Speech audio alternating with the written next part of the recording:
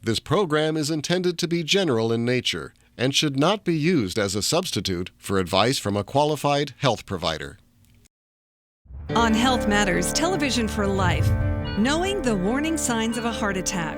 I started to get very hot and sweaty and then very cold. A Spokane woman seeks medical help just in time. When I got to urgent care, I think I was having a heart attack at that point. More than 1 million Americans have heart attacks every year. They strike young and old, men and women. Learn if you're at risk and what to do if a heart attack strikes. Right now on Health Matters. Health Matters is made possible by our viewers, the friends of KSBS, and by Providence Healthcare. I'm Dr. Andrew Boulay, and when my wife had a cardiac arrest, I chose Providence because I knew that everything we needed for her complex care was available, from the emergency room to radiology to the nursing staff to the specialists we needed for her care. My name is Beth Perez, and I am a registered nurse, and I work at Holy Family Hospital on the labor and delivery unit. I'm about to have my second child, and I chose Providence because I love and trust the people that I work with, and why wouldn't I seek care from people that I love and trust?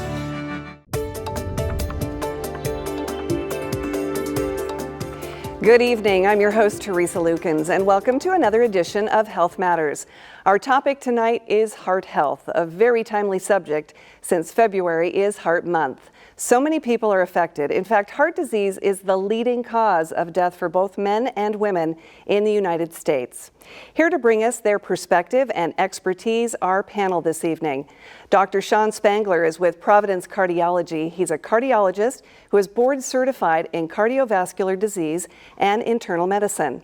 Jeff Emery is with Northwest Neurological, where he is a family practice doctor focusing on preventative medicine. Among his many areas of expertise, Dr. Emery works with patients to reduce the risk of cardiovascular disease. Shana Hicks works at St. Luke's Rehabilitation Institute, where she is the Cardiac and Pulmonary Rehab Program lead. And Greg Lang is a physician assistant with Rockwood Clinic. He works at the Heart and Vascular Center and the Women's Heart Clinic. And welcome to all of you tonight. A very important topic, and we're going to get right to it in just a moment. We also want to welcome your phone calls and emails this evening. Take advantage of our panel and ask your questions and get their advice this evening. I want to talk about the scope of this. We talked about heart disease being the leading cause of death for both men and women. And this came out from the American Heart Association just this week, saying that treating Americans with heart disease could cost $1.1 trillion with a T by the year 2035. The report also says the pace of Americans being diagnosed with heart disease is increasing dramatically. More than 40% of people in this country had some form of heart disease in the year 2015. We are talking about a lot of people, Dr. Spangler. Set the stage for us. What are we talking about when we say heart disease? It's a broad topic. Yeah, heart disease can be a broad topic. Typically, when we talk about heart disease, usually we're talking about the buildup of plaque in your heart arteries, which can eventually lead to chest pains or a heart attack.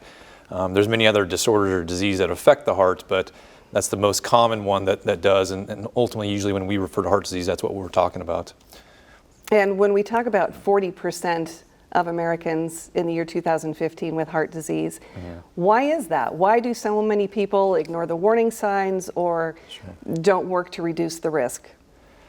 Well, I mean, unfortunately, a lot of people are choosing potentially unhealthy lifestyles that can lead to things like high blood pressure, high cholesterol, diabetes. Fortunately, less people are smoking, which is helping reduce the risk. But unfortunately, too many people are now overweight or obese, which contributes to those risk factors. And so a lot of that, can be addressed by, choosing healthier things, being more active, better diet, and you can, address those risk factors and reduce your chance of having heart disease. Unfortunately, to this point, we're going the wrong direction with a lot of those things, but we could turn it around and we could reduce the cost of, heart disease care in the future if we address those things. And the idea being prevention, Dr. Emery. So many people will say, well, I don't have a family history and therefore I'm not at risk. And that's not the case. Right. Yeah. There's a number of risk factors, and family history is just one of them. So the lack of family history doesn't guarantee you against heart disease by any means. And most I truly believe most adults over the age of 40, and some even earlier than that, especially if there is a family history, but any adult over the age of 40, even without a family history, deserves a thorough evaluation for risk of heart disease. Where do you start when it comes to family history, first of all? And make sure that you know that before you even begin other preventative measures or testing. You mean, where do I begin, with family history Exactly. or after family history? What do I need to know, I guess? Well, just, if certainly if any first-degree relative, parents, brother, sister, has had history of heart attack, or stents, bypasses, anything of that nature. But even, I go to the distant family history as well, and then look at lifestyle factors, which are big. And Dr. Spangler touched on those with diabetes, smoking, high blood pressure, high cholesterol, sedentary lifestyle, etc. And we're finding out more about testing and the tests that can be used and the way we use that information.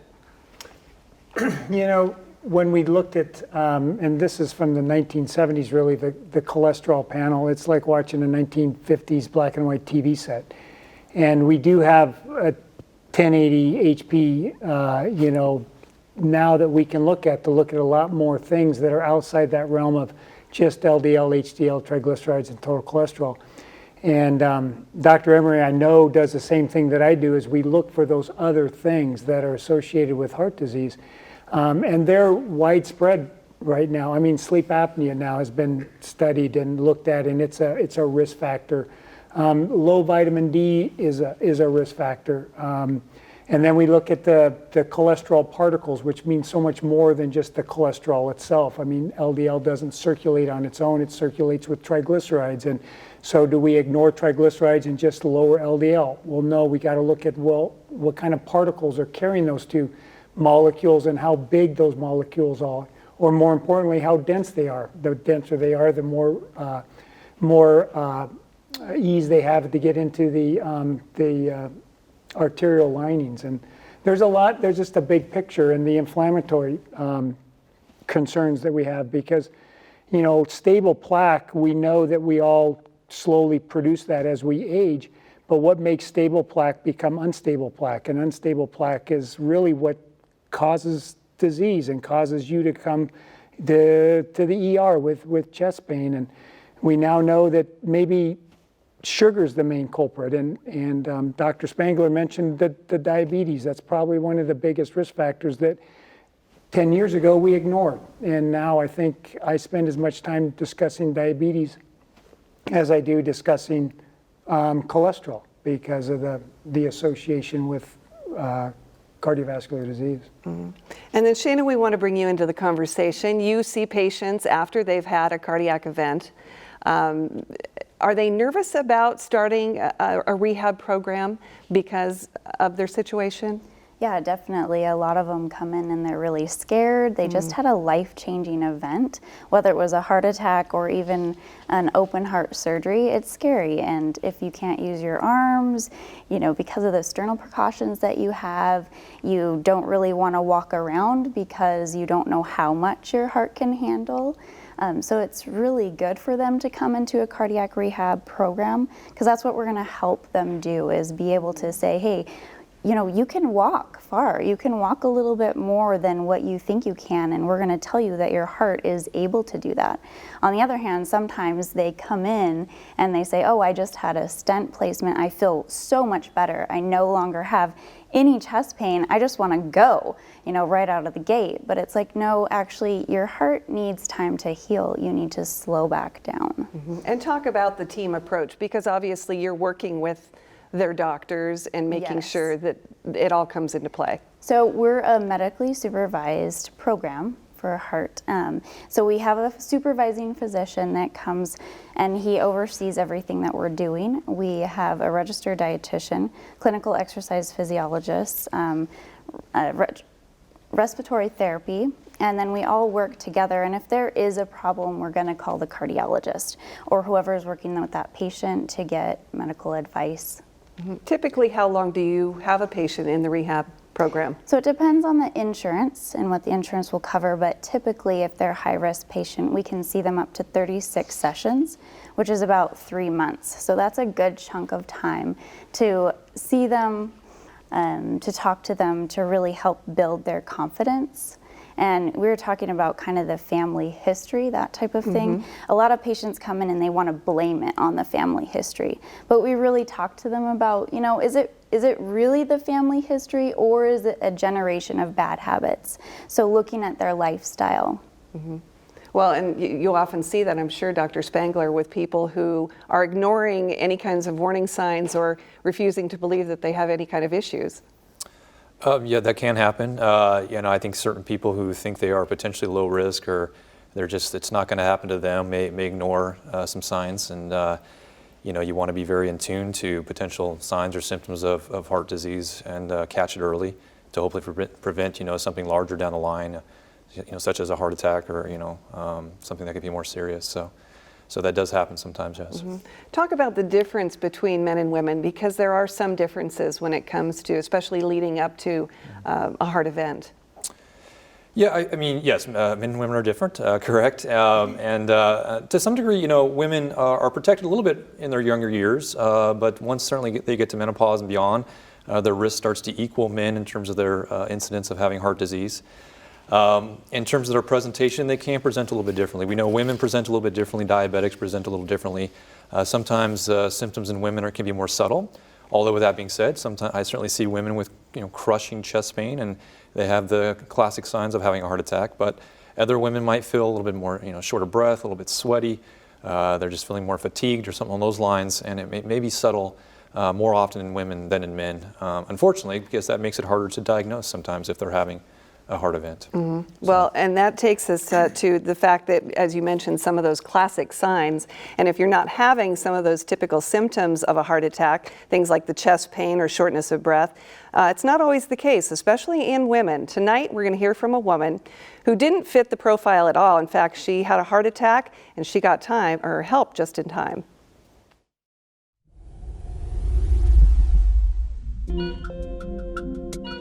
It didn't feel like an emergency at first, so I didn't rush to the emergency room until it got real serious one day. At age 47, Angela Flink didn't think that a heart attack could happen to her. Yet in weeks before it hit, she experienced little health scares, and there were anxiety attacks. She'd never had those before, and more. Well, I was having some symptoms of rapid and heavy heartbeat. But they would come and go. I had plenty of periods where I felt just perfectly fine. Angela did what a lot of people do. She went online, attributing her symptoms to things like over-the-counter medication and changing hormones. Eventually, she made an appointment with a doctor, but things got worse before that visit. One Friday, after a day of shopping with her sister, her heart began racing. I started to get very hot and sweaty and then very cold. Angela went to urgent care, but was quickly taken to the ER. Went to Sacred Heart in an ambulance through Friday 5 o'clock traffic, and they got me in immediately, and I had one artery that was 100% blocked, and they put a stent in there, and I felt pretty good after that. It happened fast. Angela arrived at urgent care at 4 o'clock and was out of surgery by 7:30. I felt immediately better after surgery. Since her heart attack, Angela has been working on eating better. Look at our healthy food. She also exercises at home. But the toughest part of her recovery might be coming to terms with what happened. No family history. That was why, when it happened, I didn't really think at first I was having a heart attack. Angela is grateful for the care she received every step of the way. And she has this advice. Don't diagnose yourself. Get checked out if you think there's something wrong. So, Greg, is this something you typically hear? Is this sort of a typical story? It is, and women truly are different, and we're learning more and more about women's symptoms, and their most common symptom is shortness of breath. It's not chest pain, and it's the usually the mildly overweight female that may have what we call like pre-diabetes. Maybe at one point they've been told that their blood sugars were a little bit high, and all of a sudden they can't walk up a flight of stairs because they're short of breath, and they don't give it much concern. And they may be, not sleeping well at night. They may maybe general fatigue, then they go to their family practitioner. And a lot of times those signs are missed. That shortness of breath would be the same thing if you walked into your family practitioner and said, as a male, I'm having chest pain. Well, they know exactly what they're going to follow up with, but shortness of breath, fatigue, sleeplessness are so vague and they're hard to diagnose. But we now know that those are important warning symptoms, especially in these perimenopausal females that have other risk factors, and the diabetes, the body mass index over 30, the blood pressure that hovers in the 150s, kind of hard to control. They're in a busy job. They're not getting up out of their chairs. They're sitting all day. All those are just little pieces to that puzzle, and they add up, and all of a sudden, if they wait too long, then they have those more traditional symptoms, and sometimes it's too late. So it's not unheard of at 47 years old to have those exact symptoms in an event? Not at all. And Dr. Spangler can attest. I mean, I had 3 53-year-olds in my office today that had stents put in before they were 50. And they look, I guess, quote unquote, like they're healthy people. No family history, but it's, so. And she did something I know that frustrates you. I don't know if you caught this in the piece. She went to the internet and looked up her symptoms. I'm okay with that. I'm happy. I'm happy with patients who are proactive and trying to take control of their health, and rather than ignoring their symptoms. So I'm not upset if patients do that. So that. But there can be some issues with that. For instance, she ignored the signs for one thing. Right. I mean, you could be misdiagnosing yourself potentially. Would be one thing, and then ultimately, yes, you might be overly reassured by something, and you might be missing something. So ultimately, no. I mean, if you're not an expert in medical care, then you may be making the wrong choice by going online. I can understand that. Yes, that point. Talk about some of the things we can be doing, Dr. Emery, to prevent a situation like that, the very thing that led up to her heart attack. Mm-hmm. One of the things, I often talk to my patients about is not waiting until you have symptoms, because by that time you're in a crisis mode. And up to a third of patients, the first symptom that they're having heart disease is sudden cardiac arrest. And so that's why a lot of us are really focused on prevention, which requires us to be proactive and looking into our risks. One of the things I do in a lot of patients, it's not a real common test, but it's called the coronary artery calcium study. And it's something that looks for calcium within the coronary arteries. And oftentimes we can catch people very early on in heart disease, long before they present with symptoms. But I think a lot of what Greg and I, and probably Dr. Spangler does as well, and Shana, is talking to patients about their lifestyle. And that's things involving trying to get people moving. And I try to encourage patients to work up towards a goal of getting 30 minutes of aerobic exercise daily. And then a lot of times it's working with people in their, what's going in their mouth, because that ends up in your arteries. And so I encourage people to follow a modified Mediterranean diet, minimizing red meats, saturated fats from animals, dairy, and trying to get more fruits, vegetables, and eliminating a lot of processed foods in the diet. When it comes to some of these advanced tests, do I as a patient know to ask for that, or how do I approach that? Does my doctor recommend those tests? Because if I don't have a history of heart disease and I present as being a fairly healthy woman or man, how does the testing come into play? That is hard. Today you have to be very proactive, because one of the tests that we do often do when patients are having symptoms is a stress test or a nuclear stress test. That's designed, its strength is really to find people who have critical coronary stenosis.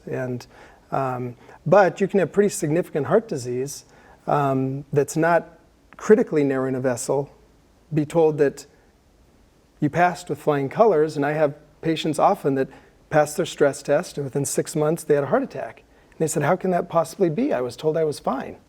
Well, the fact is, at the moment you had your stress test, you didn't have a critical narrowing in your artery, but you could still have pretty significant disease in your coronary arteries that then became inflamed, erupted, and a blood clot formed, which blocked the flow of blood. So, it does, it's episodes like, or opportunities like this, trying to get the word out to patients that there are other tests that we can do to look for early heart disease, so that we can encourage patients to be proactive in their approach to managing that disease. Okay. We have a question from Lori here in Spokane. Good evening, Lori, and thanks for waiting. Yeah, I like to know what is the difference between a silent heart attack and a heart attack. A silent heart attack and a heart attack. Dr. Spangler. Yeah. We typically refer to silent heart attacks as it's something we diagnose in retrospect, meaning we do often some kind of testing, an electrocardiogram, an ultrasound of the heart, or a stress test, and we see that there's been some prior damage to the heart on one of those tests that the patient was unaware of, or their doctor was unaware of. And so that's what we consider to be a silent heart attack. It just never caused any symptoms, but unfortunately they already had some previous damage, versus a heart attack, meaning you present with whatever symptom that we talked about earlier, chest pain, shortness of breath, you present to the emergency room and they diagnose you with a heart attack at that particular time. A silent heart attack is important to recognize because it means you've already had a previous heart attack, which says you're at a high risk of having a subsequent heart attack. So you want to be very aggressive about, again, lifestyle measures and treating your risk factors to hopefully prevent another heart attack that may, again, be larger or more serious than the previous silent heart attack. Shana, do you recommend the 30 minutes of exercise a day for people? Yeah, that's what we start out with. Anything is better than nothing, obviously. And some patients that come in, we don't even start them out for maybe 6 minutes, give them a rest break, and then 6 minutes. But the goal is ultimately 30 minutes, 5 to 7 days a week, and then getting them to be even more active than that. And what about heart rate? How do you target the heart rate? What are you looking for in a patient who's rehabbing? And what about those of us who just might be in our 40s or 50s? And where should our heart rate be? Sitting heart rate or resting heart rate, and then exercise heart rate? Yeah, so resting heart rate it's a pretty wide range for normal. Normal is between 60 and 100. So that is a pretty wide range. Sometimes if you're more athletic, being in the 50s or 40s, that can be okay. Or some of the patients might be a little bit lower into the 50s, depending on what medications they're on, especially if they're on a beta blocker, like carvedilol, Coreg. It might be a little bit lower depending on what the doctors want that to be. With exercise, our muscles are demanding more oxygen and more nutrients, so our heart rate should be coming up with exercise and then coming back down at a quick rate, a good recovery rate after exercise. If the patient is on a beta blocker, then there's no real research, and Dr. Spangler might have something else to say about this, but I haven't seen any real research saying that we need to take a patient up to this level. So we really teach them about their rating of perceived exertion, having them rate on a scale of 0 to 10, how hard do you feel like you're working? And then using that as a tool to gauge when they're outside of rehab that, if I'm at a moderate intensity at rehab and they're saying that my heart is okay based on my blood pressure and my heart rhythm, then I should be at a moderate intensity when I'm exercising outside of that. So it's knowing your limitations more than knowing what your heart rate's at. Yes. Okay. Just real quick, just to add, I'm maybe a little bit more hardcore because I try to get them to 40 minutes a day. But I do recommend people will hear 40 minutes a day and say, well, I can't possibly find 40 minutes in my day to exercise. And people need to understand that it doesn't matter if you do it all at once or 4 10 minutes or 8 5-minute sessions. So a lot of times people are busy, and my recommendation is always every 55 minutes. They sit at a computer, you set an alarm, you get up and walk for 5 minutes every hour. Every time you answer the phone, you stand. When you have a business meeting, it's a walking business meeting. So you don't sit at a conference table, but you get up and walk the halls or walk outside. And all of a sudden you can find that time to easily get that minimum of 40 minutes of activity. We're putting too much emphasis on the word exercise. Right, it should be just daily activity, movement, and that's what humans have moved for 400,000 years, but we've stopped moving the last 80 years. And when we talked about that increase in heart disease, well, that's a piece to that picture because we don't move anymore. Okay, we've got a few phone calls waiting, so we want to try and get to those. Lewis from Moses Lake, hi. Hi, I always enjoy your program. My question is, I don't have a family history of heart problems. I don't smoke. I'm not overweight, maybe a little tiny bit. I exercise a lot, and I limit the amount of meat that I eat. Is there anything else that I should do that might be good for preventing heart troubles? Lewis, how old are you? I'm 74. Oh, just a youngin'. Oh, I wish. Appreciate your phone call. Any advice for Lewis? Well, I mean, we've always emphasized, red meat, but we're missing the boat. And Jeff said it earlier. It's processed foods. It's processed foods. I mean, meat is not unhealthy if it's eaten with other healthy products. Meat is, I think, given a bad rap sometimes because it's been so processed in its when it's raised. I mean, the grass-fed beef, the hormone-free beef is way different in its fat composition. It's very similar to wild-caught salmon. But I think where we go awry is the processed foods that we're so used to going to the pantry. We don't work for our food anymore. It's free. We don't have to hunt and gather it, of course, but we don't even have to go to the grocery store. We can go to Costco once every 2 weeks and buy everything we need and keep it in the pantry. But all of that food is processed. It's inflammatory. One of the things we look at is those inflammatory markers. Diabetes is an inflammatory disease. Heart disease is inflammatory. What causes that stable plaque to become soft plaque and rupture, where it's the inflammation of those arterial walls, which we now know, and it's been reinforced quite a bit, is because of sugar, because of those processed carbs. So if there's one thing we really need to get out of our diet, it's sugar. Oh my gosh, yes. Okay, we have Dan in Spokane. Hi, Dan, thank you for waiting. Hi, I just wanted to comment. I do appreciate all the work you guys do and that you're there simply because I had a heart attack last May, and it kind of came up all of a sudden. Actually, I do lawn care for a living, and I walk about 6 to 8 miles a day through the summer. But anyway, I think something to keep in mind for people is that I was doing some stressful work about 3 days before the heart attack came. And I didn't realize it at the time. I was changing some tires in my garage, and I was really kind of overworking, standing in one place rather than moving. And I think I put too much pressure on my system and ruptured something. But anyway, it was a gradual deal. It came like on a Monday a little bit, and I felt a little bit, and then Tuesday worse. And then by Wednesday, I could mow a strip of grass on my lawn care business, and I had to quit because of the pain. So that night I went home and finally went in and had it checked out, and I had to get a stent put in, and the nitroglycerin gave the immediate relief in the hospital when they first gave that to me. But I just was wondering, somebody said that the chances of having another heart attack is pretty high. I don't know. Is that true?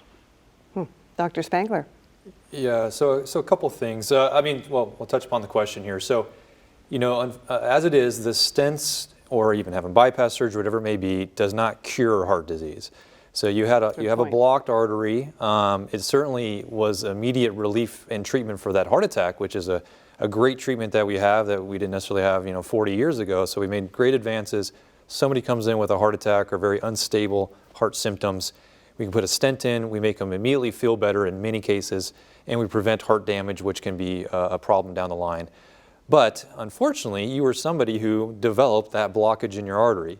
So if you did it once, unfortunately, you're at risk for doing it again, which again means strong attention to things that hopefully prevent that. And again, we've touched upon that quite a few times today already about potentially what are the risks and whatnot. So I think, I think one of the things you take away is when you have one of these events is that, well, thankfully I made it through, I'm feeling better, but it should be a wake-up call to say, we need to start doing better both on the patient side of it, doing the right things, and on the doctor side of it, we have, a few different things that we can recommend in terms of medications to hopefully prevent a subsequent heart attack as well. So, and important to take those medications as the doctor recommends. So, I was surprised to hear him say that nitroglycerin was used, that it was still being used. I didn't realize that was still being all the treatment. time. Yeah. So if you come into the emergency room with chest pain, you're going to get nitroglycerin, 98% of the time. So it helps, dilate the blood vessels. You're not getting enough blood flow through there. So nitroglycerin is used quite a bit, and it's used for our patients who've had heart attacks or have chest pain. They'll often be discharged home with a little bottle of nitroglycerin that they can take at home at times if they're having kind of stable chest pains. And the other thing I was going to say about him is generally a lot of these heart symptoms are fairly sudden. I mean, it can be, again, you feel great the day before, and the next day you have a heart attack, or in this case it was a couple days of stuttering symptoms. So that's a fairly typical presentation of a heart attack. Again, it still makes it very hard for us because, again, you could have been feeling good 3 or 4 days ago, and how are we going to predict that he was going to have a heart attack? It's very difficult.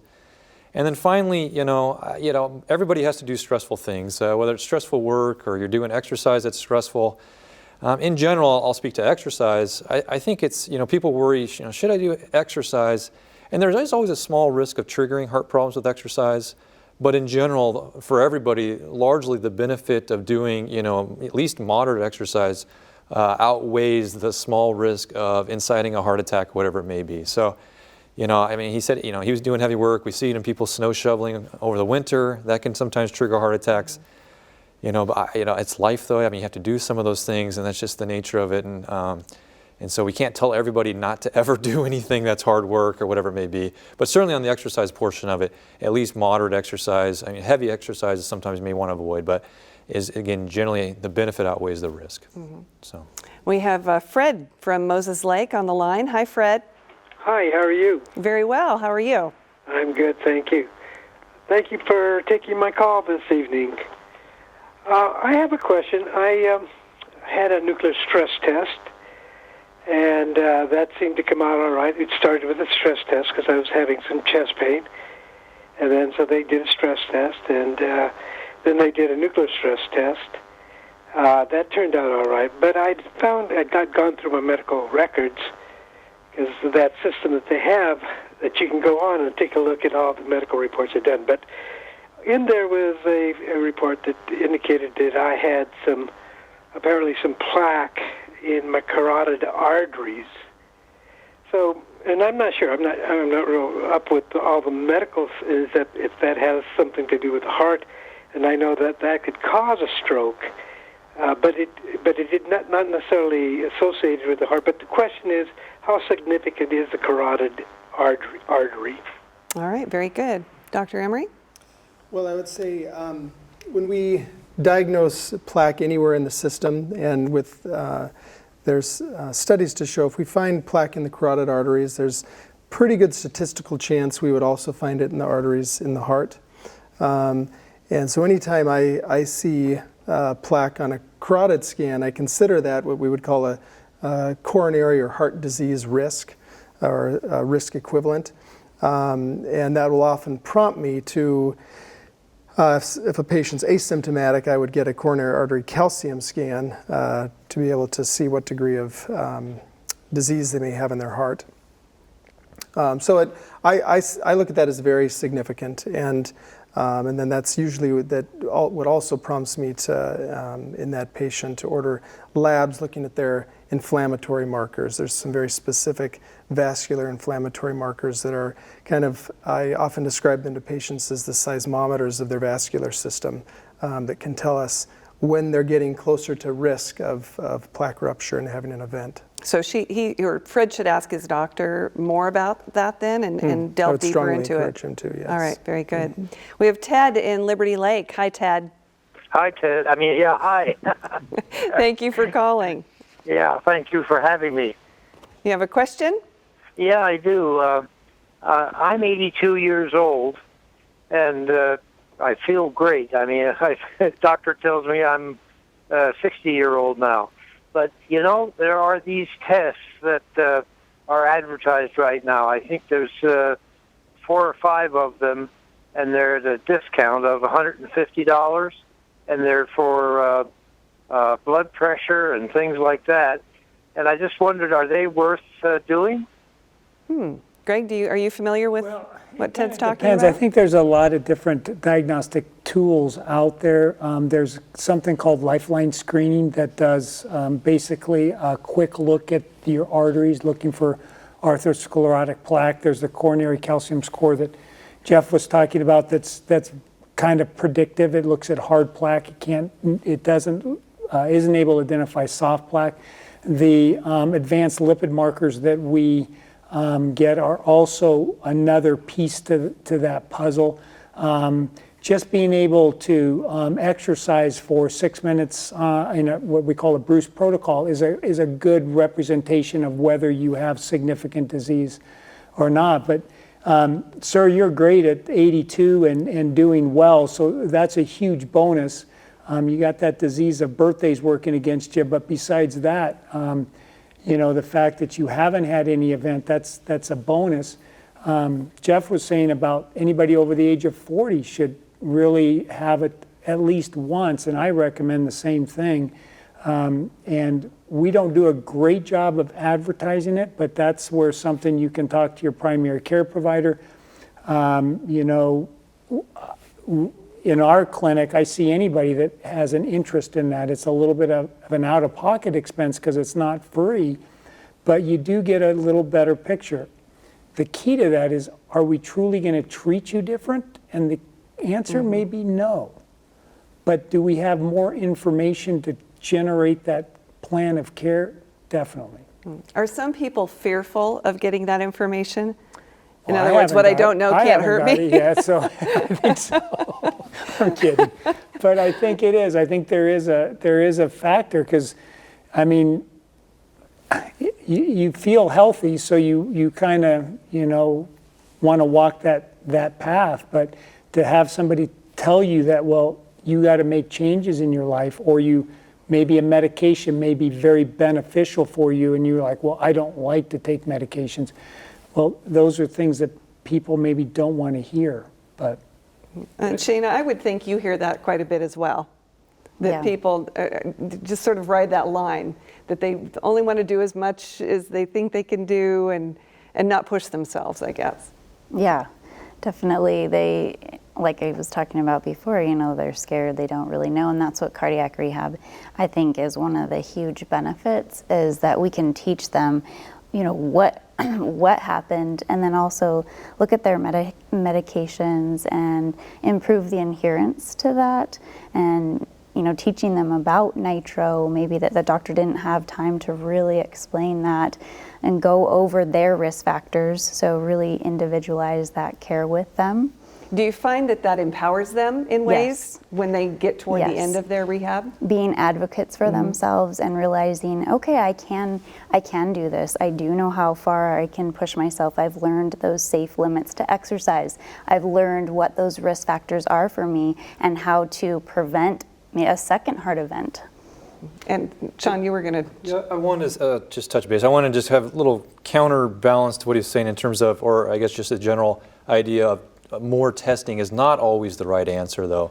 You have to be a little bit cautious with that. And he mentioned at one point, he was talking about, you know, if you're 82 and you get carotid ultrasound and you get a stress test and those kind of things, you then have to think about what you're going to do with that. And just be aware that if you get a stress test that's abnormal, and potentially that means then we talk about taking you to the cath lab or doing a procedure, maybe stents, maybe surgery and all that.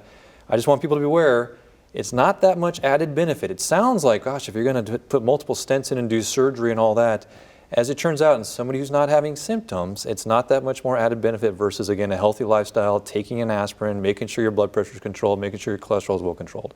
And so you sometimes open up this chain of events here and you're having multiple things done when it really didn't actually change your potential, you know, for living a healthy life, reduction of heart attack, how long you're going to live. So I just want to make sure that people are aware that most of the time in our cardiology office, if you're asymptomatic, we're not doing too much testing. I think there's a different population for which a younger population with some risk factors and talking about what is my risk of heart attack when I'm 50 years old and those kind of things is a little bit different maybe in terms of reducing their risk versus an 82-year-old asymptomatic male where you may say, well, make sure you're taking an aspirin, make sure you're maintaining a healthy weight, make sure blood pressure and those kind of things. And so I don't want everybody pushing their doctors for those tests because it's not always the right thing. So I agree with you 100%. And I was talking more general. I'd never recommend for an 82-year-old for the same reason, but just open it for the general population in that 40 to 60 age group that have, and again, it's not invasive diagnostic testing, it's just a better picture of what we can do non-invasively. All right, very good. Brenda from Newman Lake. Hi, Brenda. Hi. I have a question about the C-reactive protein test. I was wondering if that's a good indicator of heart disease. Dr. Emery. Well, C-reactive protein, it's probably one of the least specific of the inflammatory markers. It is, there's so many things that can affect C-reactive protein, including autoimmune disease, infection. The list is quite long. So. And that's one of the reasons why a lot of physicians don't order that, because if it comes back positive, we really don't know what to do with it. Can you explain what it is? Well, it's just a marker of generalized inflammation in the body. And so when inflammation is high, and it's not necessarily even vascular inflammation, that may be high. Someone who has rheumatoid arthritis is going to have an elevated C-reactive protein. So the problem is a positive test doesn't necessarily give physicians a direction of investigation or therapy. There are some more specific vascular markers that I think Greg and I use pretty regularly. The names wouldn't be familiar, but LPPLA2 and MPO, microalbumin creatinine ratio, things like that. So there are some more specific tests that actually give us more direction of therapy, but CRP is often included in inflammatory panels. And obesity, central obesity, drives C-reactive protein elevations. It is found in association with a higher risk of vascular disease, but it's not a great screening test. Okay.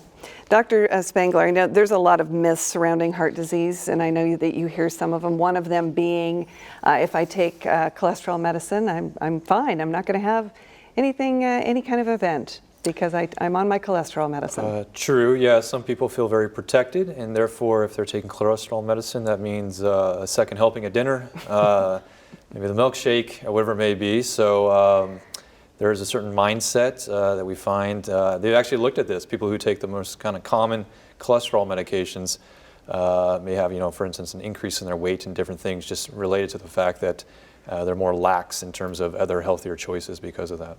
So. And do you find that with other medications as well? I'm on a medicine, it's going to take care of the problem. Sometimes, yeah. Certain people, yes. Well, the doctor gave him this medicine, that's going to take care of it. Yes, that's true. That's human nature. So unfortunately, is that humans may feel protected in terms of, I was given this medicine, so I should be fine. So, which sometimes we want patients to feel positive and want them to feel reassured. But as well, we don't want them to kind of relax in terms of making good choices. Mm-hmm. Or getting advice from family members or some of the other things that are floating around out there. Yeah, correct. Yeah. So you can run into that problem as well in terms of getting advice. Yeah, they get the wrong advice or whatever, and then they get misinformation, and potentially again that makes kind of bad influence in terms of deciding whether to take this medicine or what they should be doing. So yes, that can happen. Okay. Ernest from Calgary. Hi, Ernest. Hi. How are you doing? Very well. Thank you for calling. You're welcome. I'm calling because I'm 75 years of age, okay? And I have high blood pressure, and they're treating me with valsartan, 160 milligrams, and amidine, 10 milligrams. That's one of my questions, and I'm looking to switch to something natural. I am more into natural remedies than I am into the traditional. And also what I wanted to mention that in my family, they all died between 48 and 55, all males in my family. I am the longest living in the family. So I also want to know if I would use my bicycle every day, would that be a sufficient exercise to keep me in tone? Because I don't do well on any other kind of exercise. But a bike, I love a bike, and I would go on the bike. Okay, we'll tackle both of those, Ernest. We'll start with Shayna and the exercise. He likes his bike. Yeah, you want to do something that you enjoy doing. So if bicycling is something that you really enjoy, start off slow and work your way up to the 30 minutes at least, just like we were talking about. And, the aerobic exercise is very important for our heart health, but I also am a strong believer in strength training too. And starting out with weights, talking to someone about what would be specific, what would be good for you. Maybe going to a strength training class where you'd have an instructor, but that's another important thing. Okay, so the bike is great. He likes doing it, and that's good. And then he's talking about his medication and also trying to incorporate possibly some natural remedies. Greg, can you speak to that? Well, it's hard to make a recommendation without knowing you better, but you kind of got to go back to why do we treat blood pressure and what's a safe blood pressure. And I imagine that your physician has made the decision that your blood pressure was higher than what we believe is within that safe category. And you're on 2 medications, most likely because one medication did not get you to the level that your physician felt that was the most healthy or the safest for you. And so whether there's a home remedy that will work as well as those medications, I don't think so. But exercise will probably benefit you maybe 5 to 10 millimeters of improvement, and that's daily exercise. So that's a good starting point. If you're already exercising and your blood pressure is still slightly elevated, weight loss, again, 10 pounds of weight loss can improve 5 millimeters of mercury for that blood pressure. So exercise daily, lose 15 pounds, and maybe you're not taking the amlodipine and the losartan is cut in half, and you're closer to that blood pressure goal. Salt has always kind of played a role in there. If you're not in heart failure, it probably doesn't play a huge role.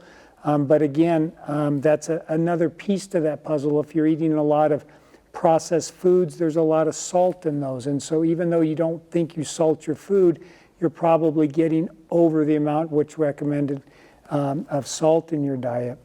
So if your blood pressure's at a point where a physician felt that it needed to be treated, I don't think a supplement or some over-the-counter is going to be able to accomplish the job.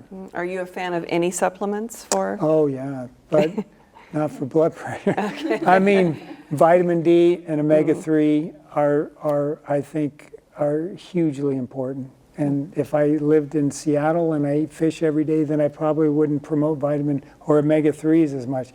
If I lived back in Colorado and I saw the sun all the time, I may not promote vitamin D, but it is there. Those are the two, and I don't know about the rest of the group, but those are the two I recommend.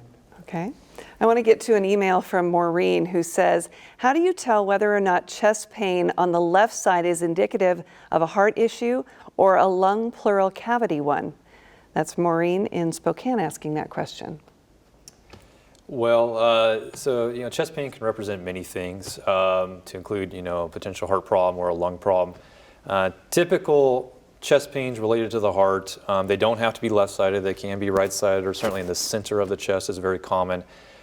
Chest pains from the heart will usually last anywhere from a few minutes up to 15 or 20 minutes.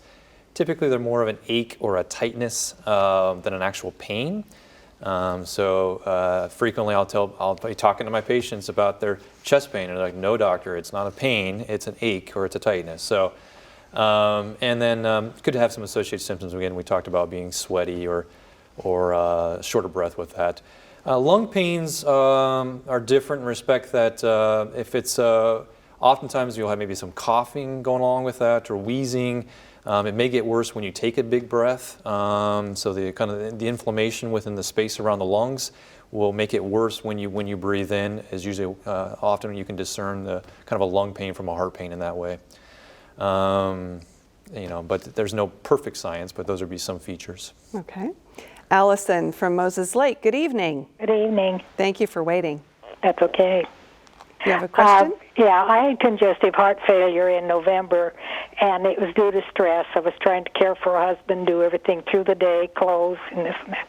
And he's in a care center, and I'm at another station. So it was too much. What I had was nausea. I do not have heart pains. I've had bypass 23 years ago, and so I've had quite a few stents. But this last time, it was 5 days in the ICU. And I am now on, which I never had before, was Lasix. And I find, of course, I drink myself to death with water, they told me, because of elevated heart. And I wondered, is that something I'll be on for a long, long time? And, of course, I'm back on Plavix, which years ago I had, but I've had the carotid artery surgery. I've had a little bit of everything. So what can I expect with these other new prescriptions? And how long you might be on them? Yes, well, especially the Lasix, because I've only known of that years ago when my mother had it. Okay. It was new to me. Who would like to tackle that? I'd be happy to, I guess. So a couple of things. So the congestive heart failure is typically fluid retention in the lungs, or often people see it in the legs because the heart's not pumping well enough. And so the fluid kind of backs up. And so you can actually get fluid backing up all the way into the abdominal area. And so some people will just present with nausea related to that. So that may explain why that is. And you wouldn't necessarily have chest pain. And so a way to treat that is to get rid of that congestion, get rid of that fluid, and that's what Lasix does. And so it depends. It just kind of depends on what was causing the congestive heart failure. If they're able to kind of identify that and fix that, then that may improve to the point where she wouldn't retain fluid and she could get off Lasix. On the other hand, if it just seems to be an ongoing problem, then we frequently will have patients who have to stay on Lasix for the rest of their life, if not months or years, to kind of keep her symptoms from coming back and keep that fluid from coming back. So, I can't say for sure. It just depends on those types of features. But wouldn't be uncommon for her to be on Lasix for a long period of time. And it would be fine. I think she's worried about side effects. That's fine. And There's that sort of thing. There's not any. Potentially you can have some injury to the kidneys with the use of Lasix, but overall there's not other kind of long-term toxicity per se from the use of it. It's otherwise safe to use, as long as it's monitored and those kind of things. And I'm sure the doctor would be monitoring for any potential side effects. So it would be okay. And again, it may be certainly advised so that she wouldn't start feeling poor again. So. Greg, you brought up the topic of salt as being a culprit. How much salt or milligrams should we be looking for, especially in those foods where we're reading the labels? That's a great question. I'd rather have people eat foods that don't have labels so we don't have to worry about that, and then you can salt the food. But depending on the literature that you read, between 2 and 4 grams is probably safe. I think there's a lot of emphasis put on low salt diets where we get under 2 grams or under 1.5 grams. And, I don't know if the research supports that, especially in reference to maybe there's some detrimental effects of that. I think if we start to look at the amount of salt, if you are eating food that's come out of your pantry, you're easily going to be at 4 grams or more. A little can of V8 juice, has about 600 milligrams. So it's if you had your Campbell's soup that, or espresso, that's on The Biggest Loser, that's supposed to be quote unquote healthy, probably has 1,200 milligrams per serving. And so it's just, that adds up. Okay. And so that's the issue. Well, we are starting to run short on time. I do want to get some final thoughts, though, a few seconds from each of you on just sort of some last thoughts on heart disease and the advice you would put out there to the viewers. Dr. Spangler.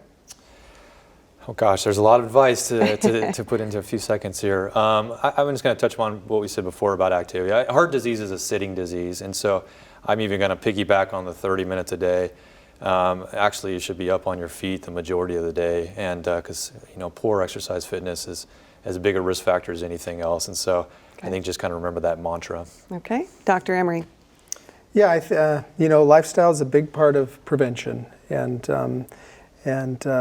moving, eating healthy, getting adequate sleep, trying to manage stress, and next time you're in to see your doctor, maybe talk about steps you could do to look into your risks. Okay, very good. And Shane, I think I know what you're going to say, but of course, just kind of both of what they're saying. The exercise and the diet are huge, and especially they can affect a lot of the risk factors, eliminating or even changing some of those things. But really, I think it's taking one thing at a time, making smart, specific goals, and then building upon that. Okay, and quickly, Dr. Lang. Well, I guess that's the key to this, and I'd rather have patients fat and fit than thin and unfit. Fit or exercise or regular daily activity out trumps everything. That's the magical pill. All right, very good. We also want to remind you tonight that there's an important heart event coming up for Heart Month, and that's next week. It's the Go Red for Women Luncheon. The event will be held on Wednesday, February 22nd at the Spokane Convention Center. Tickets are $125 per person. Your ticket will help support the American Heart Association and their great work. If you're interested in attending, we have posted a link on our website. Just go to ksps.org and click where it says Health Matters. And that will do it for this edition of Health Matters. Our thanks to everyone who called in or emailed a question, and of course to our panel. We hope you'll join us on March 23rd when our topic will be injury prevention and fitness. We have teamed up with the Academy of Sports Performance, who will show us what to do if you have low back pain or knee pain, plus the perfect exercise to help out your calves, feet, and shins. And again, that is coming up in March right here on KSPS. Until then, thank you for watching and again calling and emailing. We appreciate it. I'm Teresa Lukens. Good night.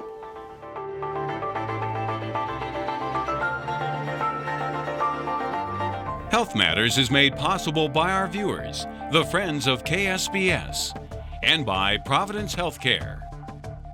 I'm Dr. Andrew Boulay, and when my wife had a cardiac arrest, I chose Providence because I knew that everything we needed for her complex care was available, from the emergency room to radiology to the nursing staff to the specialists we needed for her care. My name is Beth Perez, and I am a registered nurse, and I work at Holy Family Hospital on the labor and delivery unit. I'm about to have my second child, and I chose Providence because I love and trust the people that I work with, and why wouldn't I seek care from people that I love and trust?